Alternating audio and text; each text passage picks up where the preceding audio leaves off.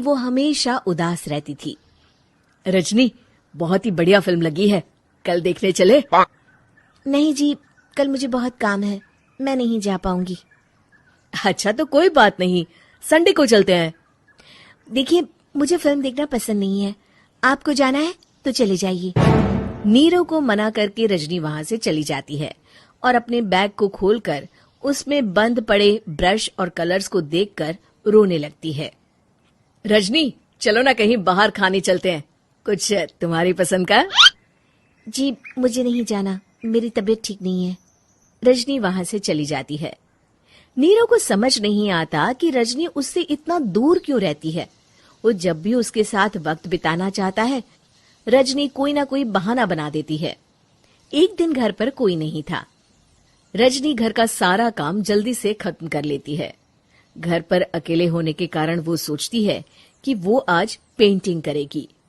वो अपने कमरे में जाकर पेंट ब्रशेस और कलर्स निकालकर जैसे ही कलर मिक्स कर रही होती है कि दरवाजे पर बेल बज जाती है। अब कौन आ गया इस वक्त? इतनी मुश्किल से तो मुझे पेंट करने का मौका मिला है। रजनी दरवाजा खोलती है तो उसकी सास अपनी सहेलियों के साथ खड़ी होती है और सब घर के अंदर आ जाते हैं। अरे बहू, सबको शरबत बनाकर पिला दे, बाहर तो बड़ी गर्मी है। उफ। जी। रजनी पेंट ना कर पाने से उदास हो जाती है। उसे गुस्सा भी आ रहा होता है कि उसने इस शादी के लिए हाँ क्यों कह दी। वो रसोई में जा रही होती है कि उसकी सास उसे रोकती है। बहू, सबके खाने का भी इंतजाम कर लेना, आज का लंच तो ये सब यहीं करेगी। हाँ। रजनी बिना कुछ कहे रसोई में चली जाती है, सबके लिए खाना बनाती है। सब खाना खाते हैं और रजनी घड़ी देखती है कि ये सब कब जाएंगे ताकि वो अपनी पेंटिंग कर सके। जब शाम होती है तब सब चले जाते हैं अपने घर। अरे बहू, सब तेरे खाने की तो बहुत तारीफ कर रहे थे, सबको बहुत अच्छा लगा खाना। आपको मुझे सुबह बताना चाहिए था ना कि आपकी सहेलियां आ रही हैं। पता भी है कितना वक्त लगा सारा खाना बनाने में। अरे बहू, तू ऐसे कैसे बात कर रही है मुझसे? तो और कैसे बात करूं? मैं इस घर की कोई नौकरानी नहीं हूं कि इतना काम करूंगी। रजनी अपने कमरे में जाकर दरवाजा बंद कर लेती है। शाम को जब नीरव आता है तो उसकी माँ उसे पूरी घटना के बारे में बताती है। क्या रजनी ने आपसे इस तरह बात की माँ? हाँ, और पता नहीं उसे क्या हो गया है, शाम से बाहर भी नहीं आई है। मैंने तो कई बार आवाज दी, खाना भी नहीं खाया उसने। तू ही बात करके देख ले बेटा। नीरव अपने कमरे का दरवाजा खटखटाता है।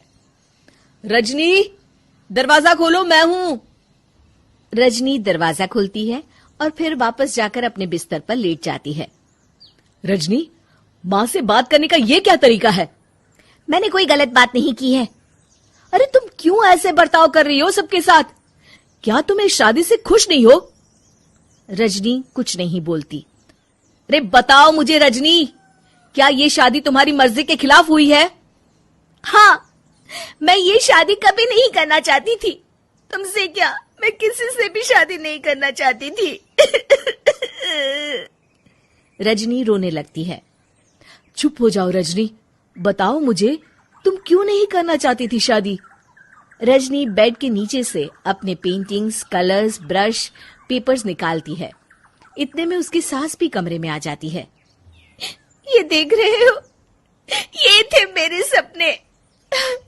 मैं पेंटर बनना चाहती थी, पर माँ पापा ने कभी सपोर्ट नहीं किया और मेरी शादी करवा दी। मेरे सारे सपने टूट गए। हर वक्त बस गुस्सा आता रहता है मुझे। मैं जानती हूँ कि आप लोगों की इसमें कोई गलती नहीं है, पर मैं क्या करूँ, मुझे समझ में नहीं आता।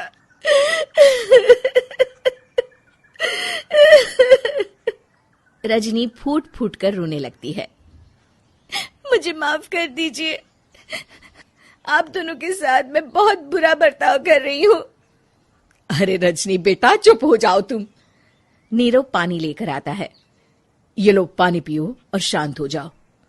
रजनी पानी पीती है और उसकी सास पेंटिंग्स देख रही होती है।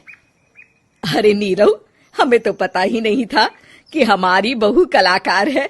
अरे कितनी अच्छी पेंटिंग्स बनाई है, देखो तो। ये वाली तो मैं अपने कमरे में ले जाऊंगी। आपको ये पेंटिंग्स अच्छी लगी? अच्छी नहीं, बहुत अच्छी लगी। और तुमने हमें बताया क्यों नहीं? तुम जब चाहे पेंटिंग कर सकती हो रजनी। हम तुम्हारे सपनों को पूरा करने में तुम्हारा पूरा साथ देंगे। हाँ बेटा, हम कला की कद्र करते हैं। हम कलाकार तो नहीं, पर मुझे गर्व है कि मेरी बहू एक कलाकार है। रजनी, नीरव और सास तीनों हंस पड़ते हैं।